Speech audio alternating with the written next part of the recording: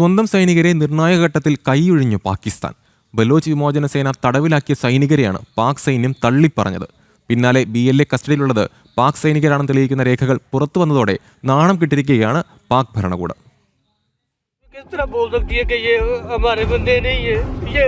ये card army का ही है ना, इन्होंने हमें बना के दिया ना, हमने खुद तो थोड़ा बना लिया। ये शनाख्ती कार्ड मेरा देख ले, ये भी पाकिस्तान ने मुझे बना के दिया। ये अभी किस तरह कह रहे हैं कि ये हमारे बंदे नहीं है? ഇവരാണ് അസിം മുനീറിന്റെ പാക് സൈന്യം തള്ളിപ്പറഞ്ഞവർ. പാകിസ്ഥാന് വേണ്ടി പോരാടിയിട്ടും തങ്ങളെ ഇതുവരെ സൈന്യത്തിന് അറിയില്ലെന്നാണ് പറയുന്നത്. എങ്ങനെയാണ് കറിവേപ്പില പോലെ ഇങ്ങനെ ഒഴിവാക്കുന്നതെന്നാണ് നിറമിഴികളോടെ ഇവരുടെ ചോദ്യം.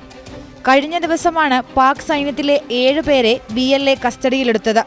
പിന്നാലെ പാക് സർക്കാരിന്റെ തടവിലുള്ള BLA അംഗങ്ങളെ 7 ദിവസത്തിനകം കൈമാറണമെന്നാവശ്യപ്പെട്ട് ഇവരുടെ വീഡിയോയും പുറത്തു വന്നിരുന്നു.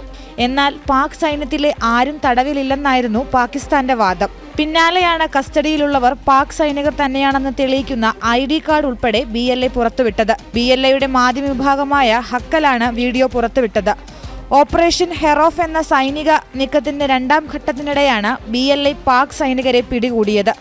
X ഉൾപ്പെടെയുള്ള സമൂഹ മാധ്യമങ്ങളിലും വീഡിയോ പ്രചരിച്ചത് പാക് സൈന്യത്തിന് അന്താരാഷ്ട്ര തലത്തിൽ വലിയ നാണക്കേടാണ് ഉണ്ടാക്കിയിരിക്കുന്നത്. ഇന്റർനാഷണൽ ഡെസ്ക്, ജനം.